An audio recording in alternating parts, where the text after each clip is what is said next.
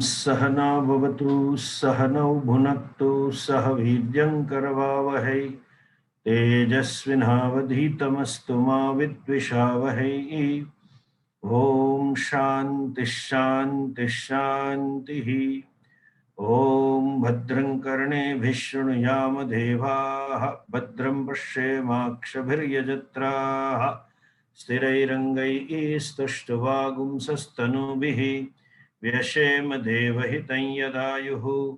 स्वस्ति न इन्द्रो वृद्धश्रवाः स्वस्ति नः पूषा विश्ववेदाः स्वस्ति नस्तार्क्ष्यो अरिष्टनेमिः स्वस्ति नो बृहस्पतिर्दधातु। ओम शांति शांति शांति। ओम नमो ब्रह्मादिभ्यो ब्रह्म विद्या संप्रदाय कर्तृभ्यो वंश ऋषिभ्यो महद्भ्यो नमो गुरुभ्यः। सर्वोपप्लवरहितः प्रज्ञानघनः प्रत्यगर्थो ब्रह्मैवाहमस्मि ब्रह्मैवाहमस्मि। ओम शांति शांति शांति। श्रुतिस्मृतिपुराणानामालयं करुणालयं नमामि भगवत्पादं शंकरं लोकशंकरं। शंकरं शंकराचार्यं केशवं बादरायणं सूत्रभाष्यकृतौ वन्दे भगवन्तौ पुनः पुनः। ईश्वरो गुरुरात्मेति मूर्तिभेदविभागिने व्योमवद्व्याप्तदेहाय दक्षिणामूर्तये नमः। ओम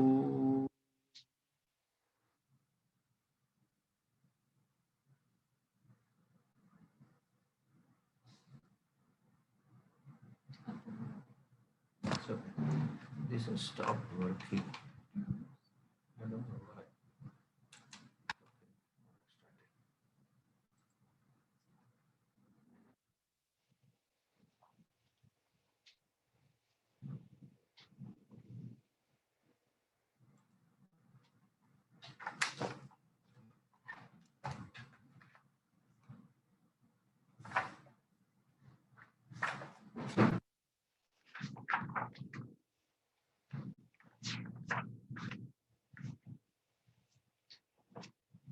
Yesterday we saw there are people are mudhaha. Mudhaha means delusion, lack of clarity. Person can be intelligent, can be successful, but when it is said in a shastra, mudha, it means person doesn't have clarity about the goal of life. One who has not discerned the fundamental problem, one who has not looked at oneself as to what is it that I want in life. What for am I running around? What for am I pursuing all this? So one who doesn't look at oneself, or one who has not discerned one's fundamental problem, and the fundamental problem is each one of us are seeking only Satchidananda. Each one wants to be, wants all knowledge and wants to be happy. That's all the bottom line of all the pursuits is. But that is not clear. So our goal is taken as the goal. Our goal is, I want more. Our goal is considered as the goal. Our goal is, I want more money. Our goal is, I want little more power. Our goal is, I want little more clothing. I want more cosmetics. Our goal is, I want little more relations. Our goal is, I want little more smoothness in a given relationship, etc. that a given goal is construed to be the goal. And behind all these goals, the ultimate goal is only one, as they say, the bottom line is moksha. What is moksha? I want to be happy at all times, at all places, under all circumstances. Paramam sukham. Paramam means limitless. Paramam means unconditioned by time, space, and objectivity. In every situation, at every place, and every time. All the time I want to be happy. That is the goal. That is, first of all, the goal is not deserved. The greatness or the uniqueness of our Vedic culture is rishis have analyzed and discerned this human problem. That makes it applicable to all. That makes it Sanatana. They have discerned this fundamental problem. And when I say human problem, I would use Pujya Swamiji's word, the problem of anyone who has a head over a shoulder. And I would add that there may be little more or less gray matter in the head, or maybe missing in the head some matter. It's okay. But then having a head over a shoulder, all those animals and birds have a sort of parallel. Stomach and the shoulder and the head is parallel. They are called tiryak. But then human being is unique. So the human problem is I want to be happy. In fact, each one wants it, but that you feel it, it is felt. Vedas discern this problem clearly. One, and very clear means of achieving is also told. And a lifestyle befitting to that goal is also given. In nutshell, we have seen all these in details in our previous lectures. The goal is moksha. And moksha means to be happy at all times, at all places, under all circumstances. And the solution is you. You are Ananda. You don't need to look at it somewhere in a given situation, at a given time, or even a given place, heaven, etc., or America, or whatever, or in a given condition of the mind. They say experience the bliss in meditation. What bliss? They make it mystical. There is no experience of bliss. You are bliss. If at all there is bliss. You say you are Ananda.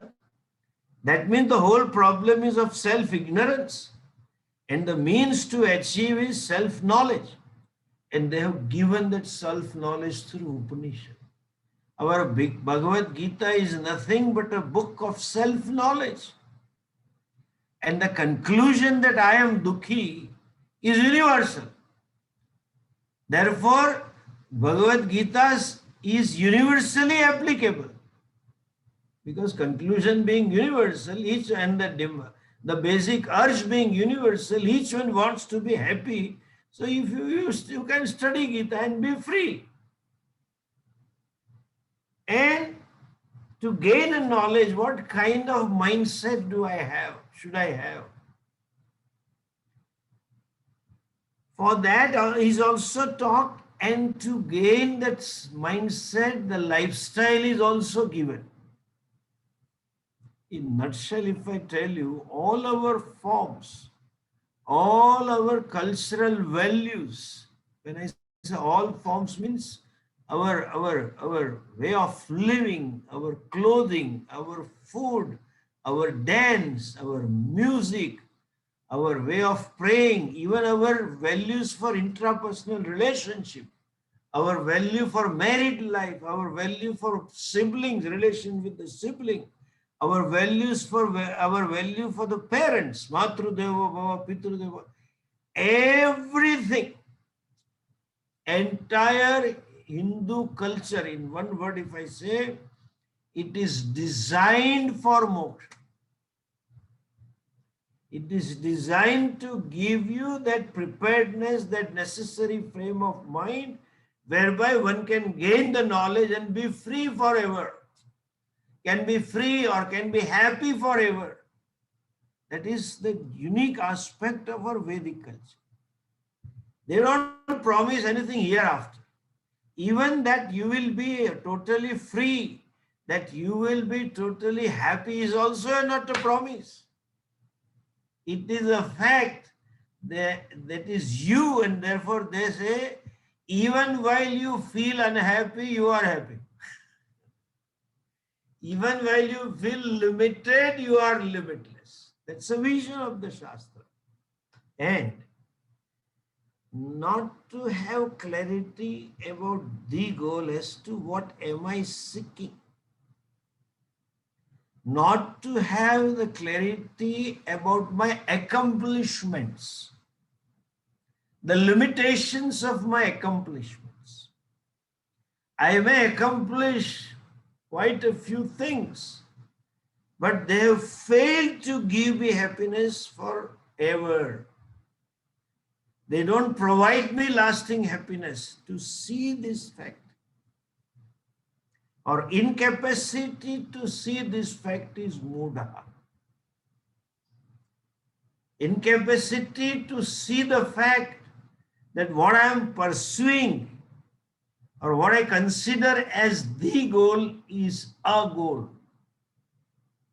Therefore, in the journey of life, we have commas and semicolons, but never a full stop. Yeah, it is like the British English, you know. Whole paragraph sometimes is one sentence. Such a long sentence they have with all adjectives and adverbial clause and everything. The whole sentence is one paragraph. And our life is a sentence which never has a full stop.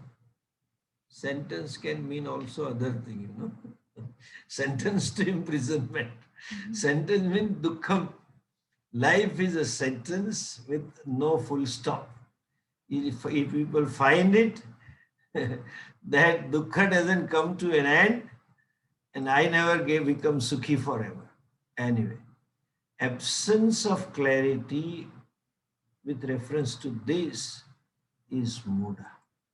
One can be intelligent, can be highly accomplished person with reference to the world, highly successful, may be very sharp and witty and may have a good perception or grasp of the few things in the life, but not to have this clarity is mudatva. And therefore, abhinandanti etat shreyaha. They think this is the ultimate. Pursuing different types of karma is the ultimate thing. Jada mrityum punah eva apiyanti. They go through birth and death again and again, means they have only commas and semicolons in the life. The dukkha never comes to an end. So far, teacher talked about the limitations of the karma. Pujya Swamiji used to draw one point here. See, the action or karma has two aspects or two types of karmas. The goal is only the artha kama, these people about whom the Shruti is talking about. Etat shreyaha abhinandanti mudha. They think this artha kama is the goal. Nothing wrong in it. But then there are two ways of pursuing artha kama. People who were talked about so far, they were the ones who pursued artha kama through yajna, hereafter, through certain rituals and following the life of duty, commitment, sacrifice, that Agnihotra, Darshamasa Yajna, Paurnamasa Yajna, etc. They perform and gain artha and kama, some pleasures, subtler pleasures or finer pleasures hereafter, and they gain some security over there. That's okay. But one can also pursue artha kama through illegitimate means. See, if you look at the Bhagavad Gita's background, just look at this. From one perspective or one dimension, there is no difference between Duryodhana and Arjuna. This statement would create a lot of question marks in your mind. But Duryodhana was such a character. You know, some people had such a great character that this generations thereafter despised or deleted the very name from the dictionary. Have you ever seen anybody giving a name to their son, Ravana? What is your son's name? Ravana. Nobody gives that. What is your daughter's name? Surpankha. It's a new name. Nowadays, they want a new name. The name should be such, nobody should have that name. Those were such, that Shurpankha, Ravana, Duryodhana, Dushasana, etc. were such a character that those names got deleted from the society as a proper noun. Nobody wants that name. Can you have anybody give? Nobody has this name. Daughter's name. What is the name of a daughter? Manthara. Mantra. She may be like mantra in some way, but they will not name her mantra. You know. So that Duryodhana, and to say that Duryodhana and Arjuna were same, you need to understand it properly. Both were artharthis and kamis. Duryodhana wanted victory, Arjuna also wanted victory. Duryodhana wanted the kingdom, Arjuna also wanted the kingdom. Duryodhana wanted princely pleasures and the power and the name and the fame. Arjuna also wanted the same thing. There is a verse in the first chapter. Out of delusion, when he was grieving, he said, Nakangshe Vijayam Krishna Nacharajyam Sukhani. I don't want now, out of the delusion, Dharma Sammudaha, that he said, I don't want kingdom, I don't want victory, and I don't want the pleasures accruing thereafter. Victory and kingdom would give me some kingly pleasures, I don't want. So both were artharthis and kamis.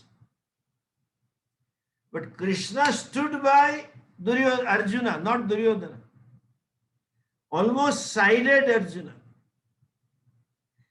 And that was only for one reason, that Arjuna wanted all this through legitimate means, proper means. That is called as dharma margena. Through the means were more important than the end. And the grief that Arjuna had at the end of the first chapter, whereby he almost decides to give up to fight, not almost, decided. That was also caused by this perception that he thought that I will achieve Artha Kama through adharma. Shruti is not talking about those adharmikas. They don't deserve to be discussed even or mentioned even. Adharma can never take you to heaven, Svarga Loka, Brahma Loka. Only dharma can take.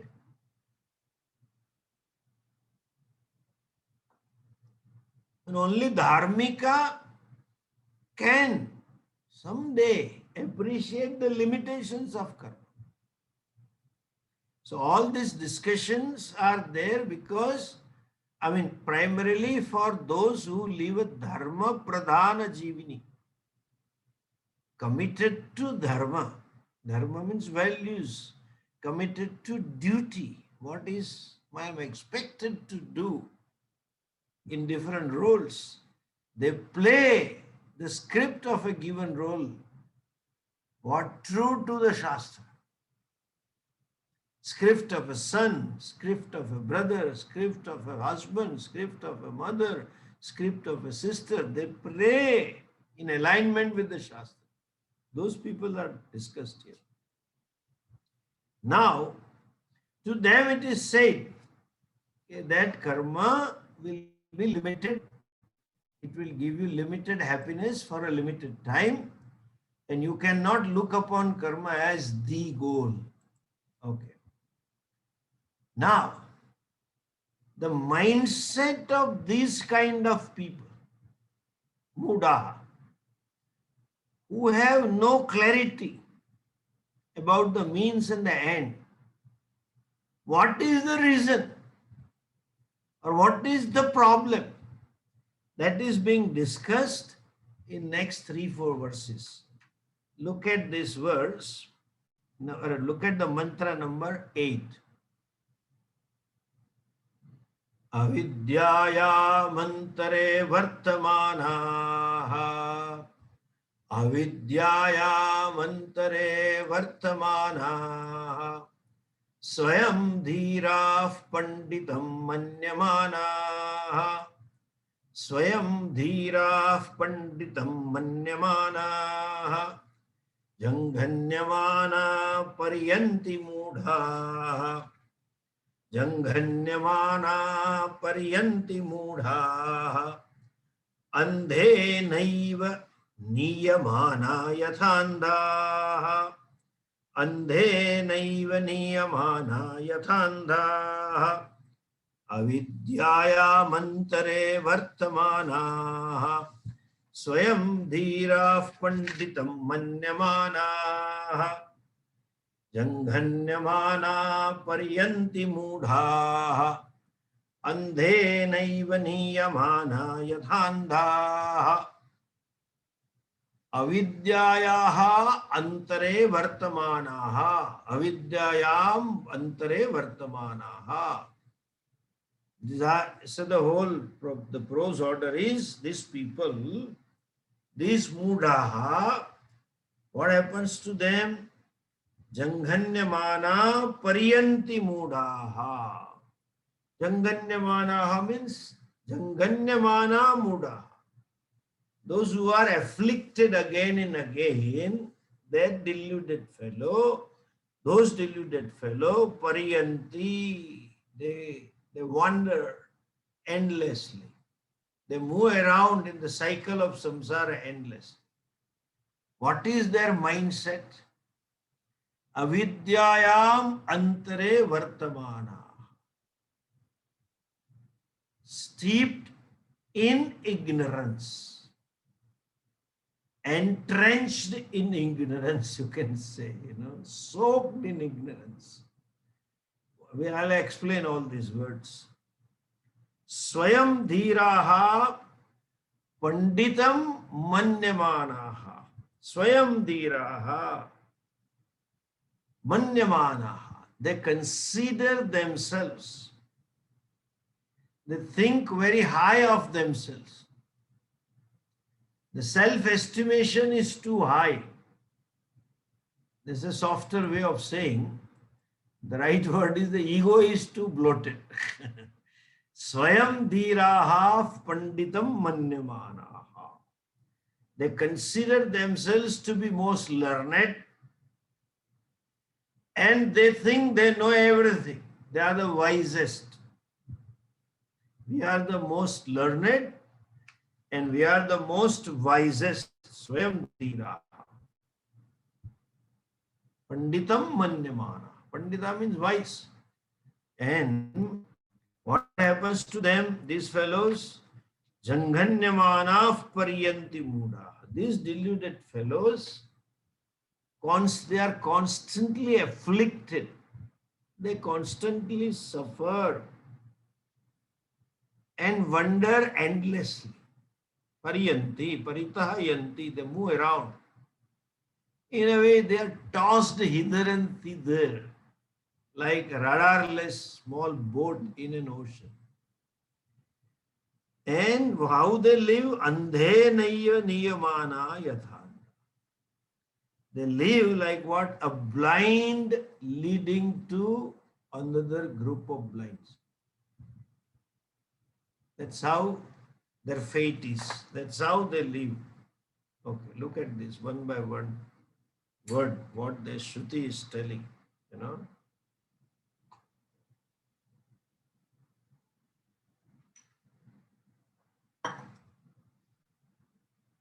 Avidyayam antare vartamana. They are steeped in ignorance. Again, a reminder, whenever you find the word avidya in Shastra, English translation is ignorance, true.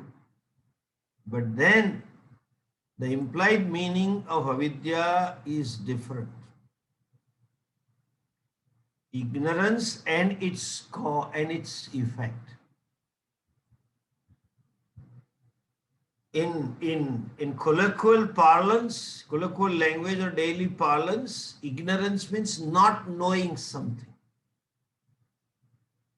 But here it is not simply not knowing and therefore knowing it erroneously. Not knowing the true nature and knowing the thing as it is not. Two things are implied. So the word avidya means the cause as well as the effect. Or as Swami Chinmayananji would use this word, you know, non-apprehension caused misapprehension, he would say. Non-apprehension caused misapprehension. Not to know the thing as it is and to know it wrongly. And classical traditional example is Rajju Sarpaha. To see a thing, an innocent, non-harming, benign rope as a snake, as a poisonous snake. That is avidya. I do not know myself as Satchidananda, but to know the opposite, that I am mortal, that I am ignorant, and I am dukhi. Not simply dukhi, there is an adjective also, parama dukhi. No one else is dukhier than me, unhappier than me.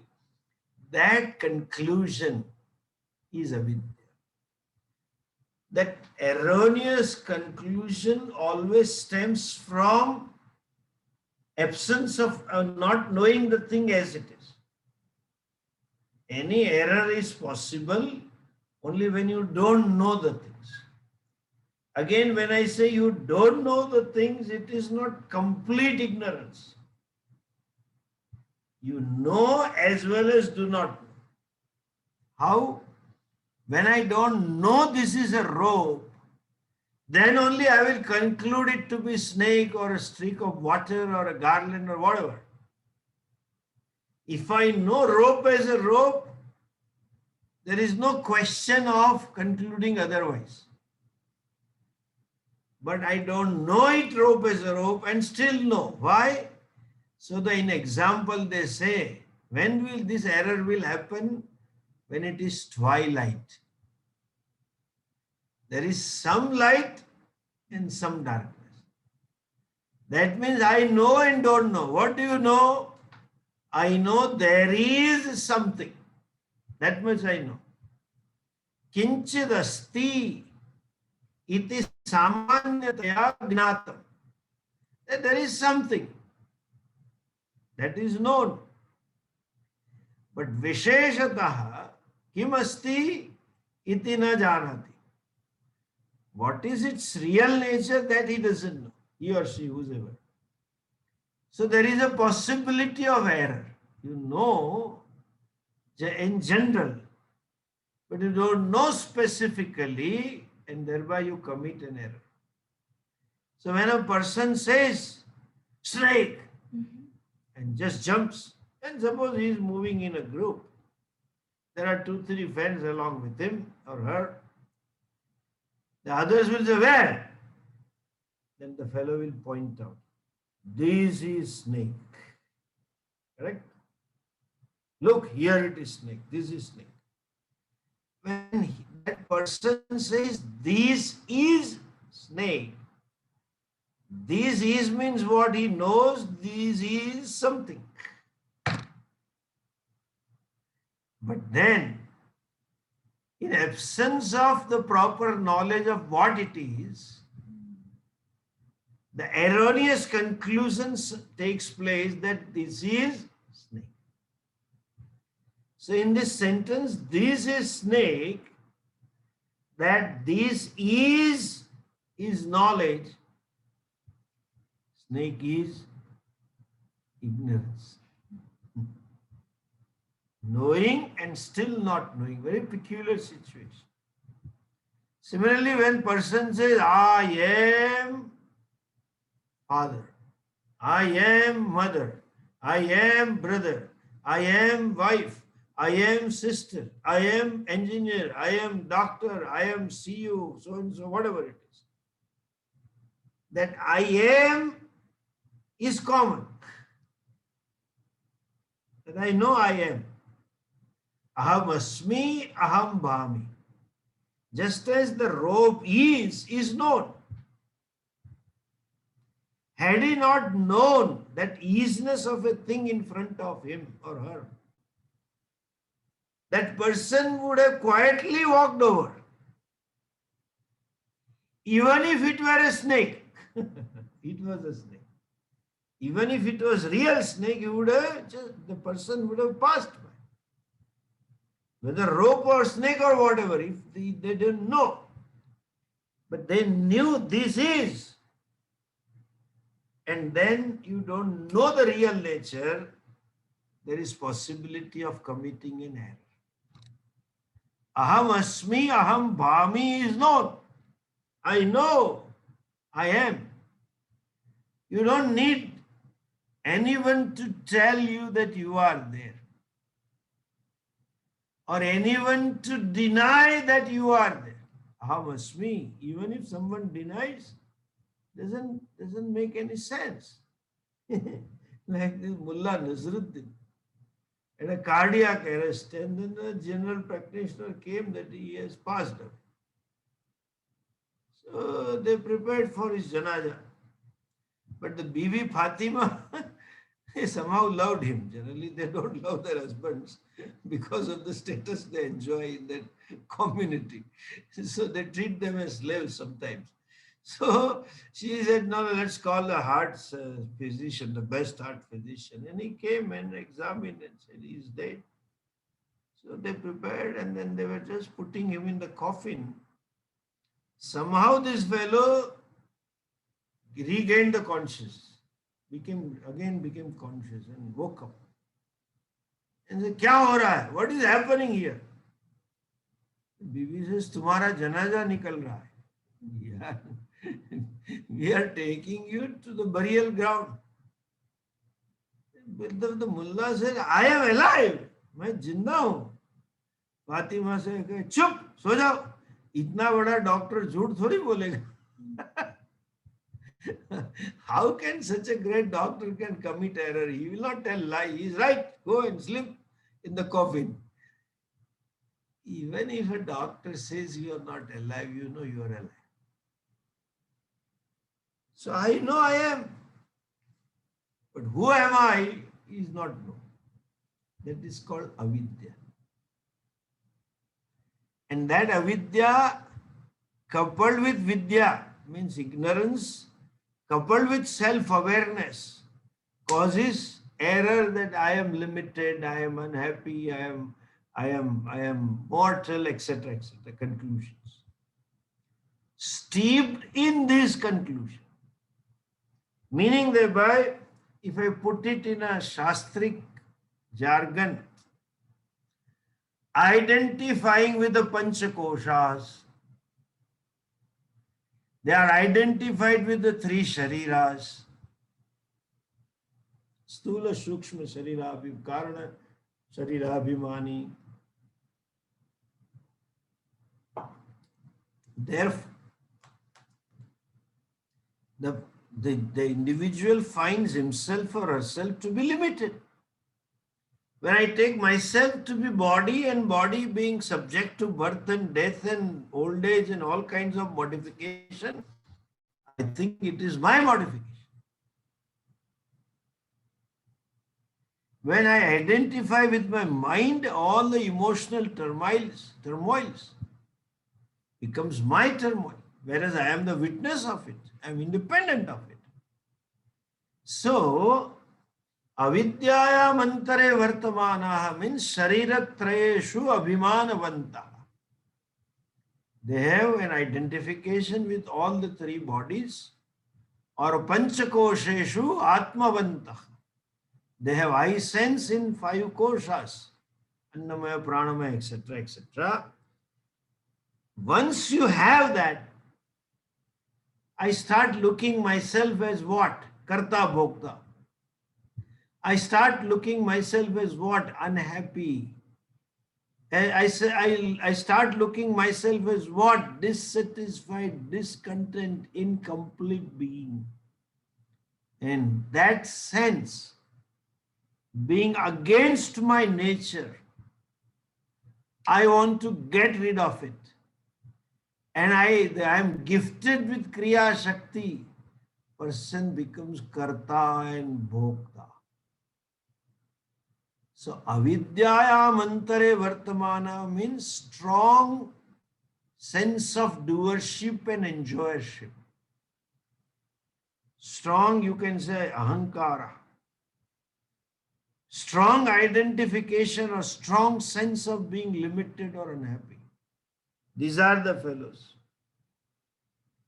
So, avidyayam antare vartamana. It's fine. But that is the problem. Steeped in ignorance. That means steeped in misapprehension. Steeped in error. Steeped in erroneous identity. Steeped in the status of being enjoyer and doer. That makes them what? Swayam dhiraha panditam manyamana. They think we are the most wisest person available on the earth. And I have studied all the Shastras. I mean, etymologically, or you can say from the Shastric point of view, Pandita means wise person, Sitaprajna. Nanu shochanti panditaha. Bhagavan says to Arjuna, Gatasuna gatasumsya nanu shochanti panditaha. Ashochananva shochastam pragnavadamsha bhasase. Gatasuna gatasumsya nanu shochanti panditaha. Panditaha means Panda, Atma Vishaya Panda Yasya Astitha Pandita. One who has the wisdom regarding the self. Okay, that wisdom is called Panda. Not our Vrindavan Pandas, not our Mathura Pandas, you know. They must be having wisdom, supposedly, sometime their ancestors. Therefore, they are called Pandas. I don't know why. But let's give them benefit of doubt. Anyway, Swayam Dhiraha Panditam Manyamana. You know, so they think that we are the wisest, and we have studied all the Shastras. We have gone through varieties of experience. We are very rich in terms of experience also. We know who am I. I know who is Ishvara. I know what is the nature of Jagat. And I know what is the essence of Shastra. These are all Panditam Manyamana. This is a problem. As they say, it is easy to wake up a person who is sleeping. But who is not sleeping, still sleeping, you cannot wake that person. Gujarati કહે ને ઢોંગ કરતો હોય સુવાનો એને તમે ઉઠાડી જ ના શકો. And this conclusion that vayam dhiraha, this conclusion that vayam pandita is a manyamana. It is another problem. The problem is like our Modiji's new change, In those days, whenever you want a true copy of some paper, there were designated officers and you have to get attestation from them. Notary attestation or class 1 officer attestation, something you have to stamp and attest. Modi gave a power to everybody. You attest your true copy. You take a photograph of your license or passport and write true copy. I and sign it. That means attested. You don't need to go to somebody. Similarly, that you are wise, that world should say, not that you keep on proclaiming I am wise. The others should acknowledge your scholarship, others should acknowledge your wisdom or your maturity, not that you keep proclaiming I am the wisest. Some people take the title, Nowadays, this is so famous, Jagat Guru, title, self-proclaimed title. I am Jagat Guru. There are so many Jagat Gurus. The question is, how many Jagats are there? And then after Jagat Guru, when it became popular, they have a new title, Brahmanda Guru. This whole Brahmanda, you are a Guru of whole Brahmanda. Who gave you title? Swamiji would say, I think your driver gave you the title. Your driver gave you the title.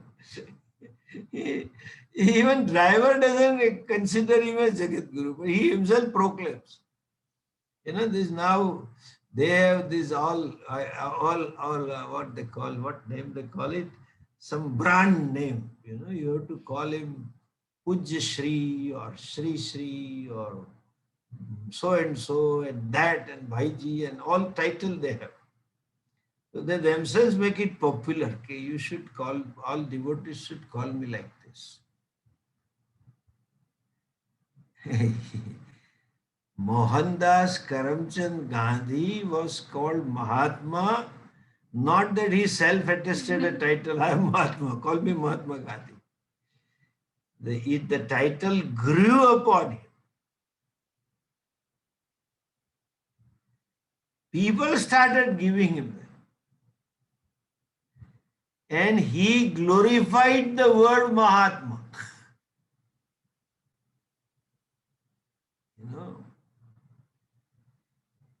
Similarly, these people, they give this, that I am wise or I am the scholar. By themselves, they think they are there. In other words, they have a very high opinion about themselves. To have a good self-esteem is a blessing.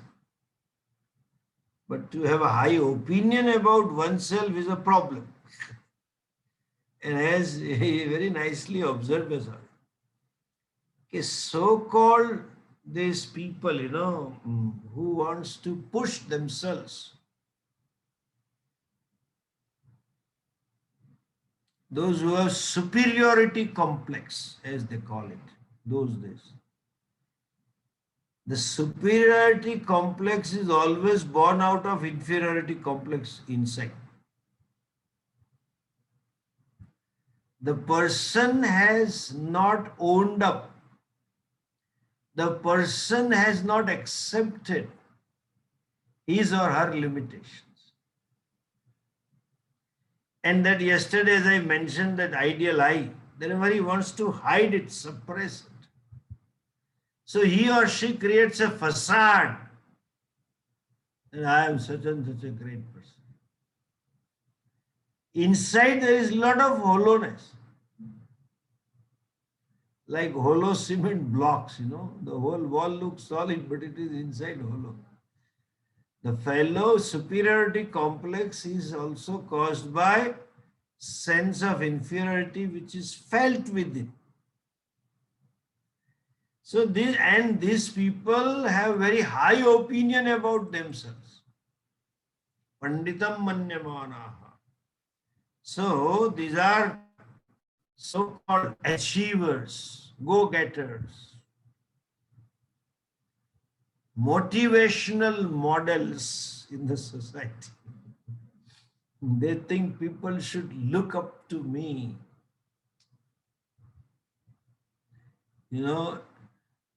What is the status of such kind of people? In one word, I would say, they don't have space within. Mind is so blocked. Mind is so flooded or overcrowded with all notions and values and ideals and things like that. There is no space for new knowledge. There is no space to give a hearing to something. They have a compartmentalized living. They live in black and white.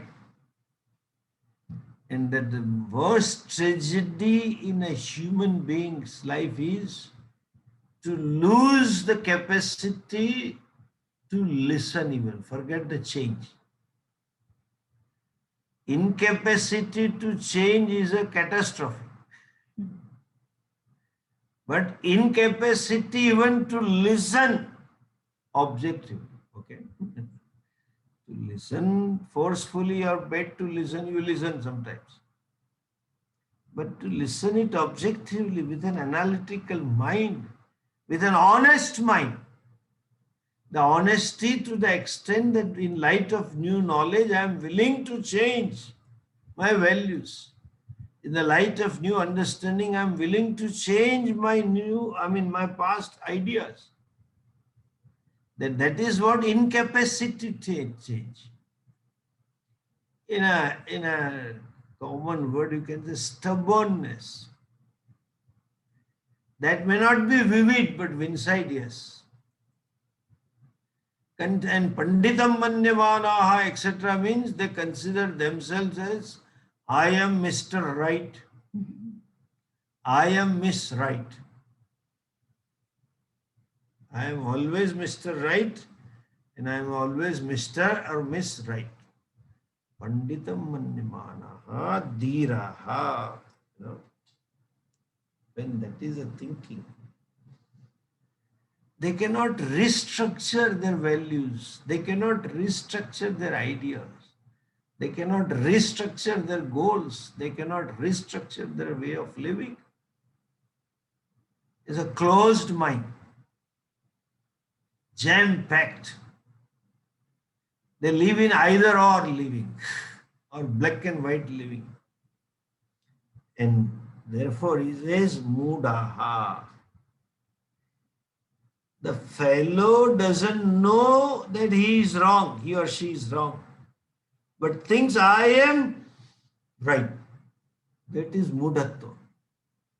Arjuna was deluded.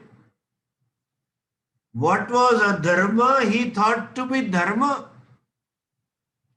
What was papam, he thought to be punyam. And what was punyam, he thought it to be papam.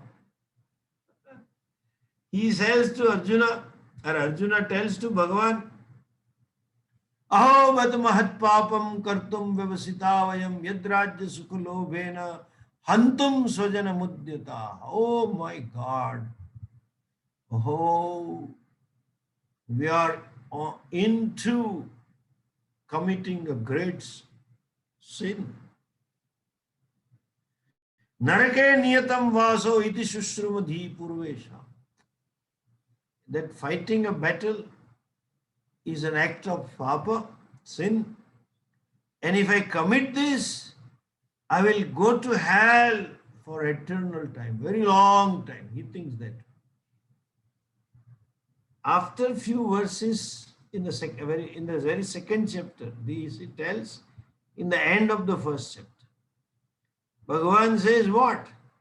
Sukhina kshatriya partha labante yuddha midrisham. The kshatriyas are blessed, those kshatriyas are blessed who get this battle.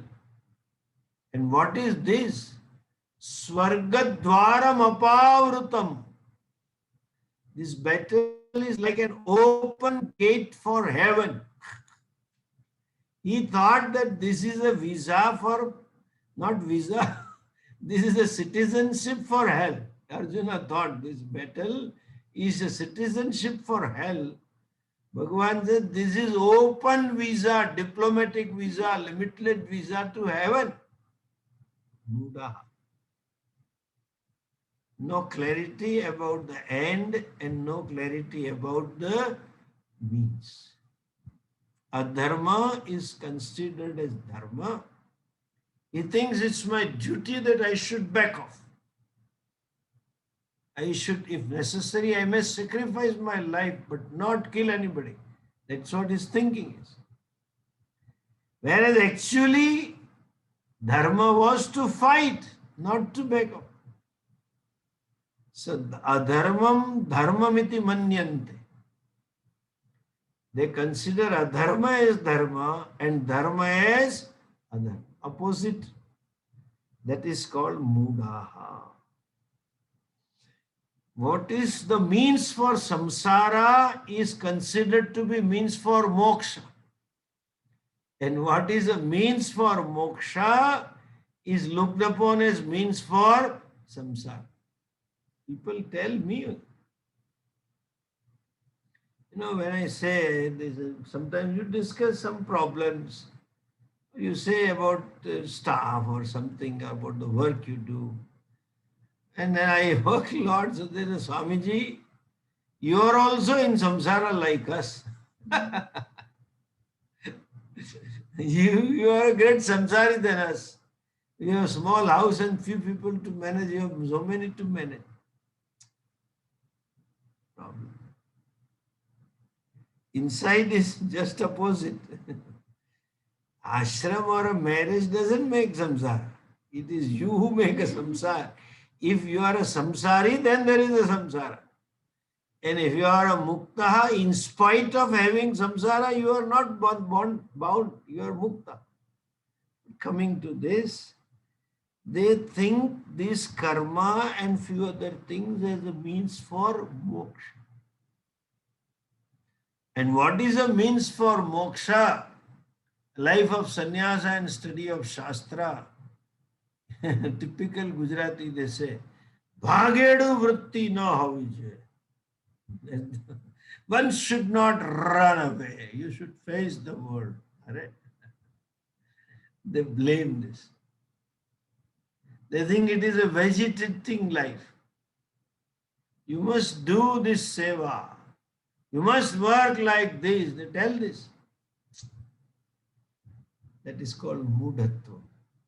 Don't know what is moksha. Don't know what is a means for moksha. And to look upon the means and moksha as something which is useless. Because there is a holier than thou approach, wiser than thou. This is time pass, they think. It's a waste of life. You should not waste time. All kinds of notions people have. So, as Swamiji would say, and the theologians, Puja Swamiji would say, they are the believers and the faithful. As I mentioned yesterday, how can there be eternal dinner? So that means eternal night. Then better don't go there if it is eternal night, going to heaven. But they think we are right. This is the only thing. And that chaos in thinking, or this is so jam-packed mind. Among that faithful, they think we are the one. A few years ago, of late, I have not looked into. Christianity has so many sampradayas. Other than the Protestant and Catholic, there are so many. And Orthodox Christian, these are the three main. But then Russian Orthodox is different than Syrian Orthodox, and Syrian Orthodox is different than Roman Orthodox. There are differences. So everybody claims that they are believers, are faithful to Jesus. They accept Jesus, they accept Bible.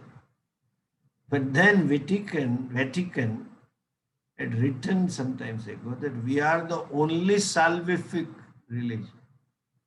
Amongst all of us also, we are the only one who can give you salvation. Panditam. What is the logic? What is the pramanam? Who certified you that you are the only salvific? If at all there is salvation, and if at all that God in heaven there, and if at all there is a heaven, etc., let us presume all to be there, giving them benefit of doubt. This is called Panditam Manyamana. Vayam Dhiraha. Self-certified. When considering their own self-belief as the truth,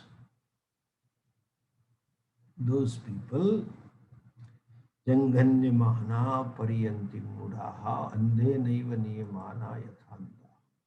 We should discuss that in the next class, next Saturday. That would be 22nd of May. Om Purnamadav Purnamidham Purnat Purnamudachyate Purnasya Purnamadhaya Purnamevavashishyate. Om Shanti Shanti Shanti. Hari Om Shri Guru Bhyo Namaha. Hari Om.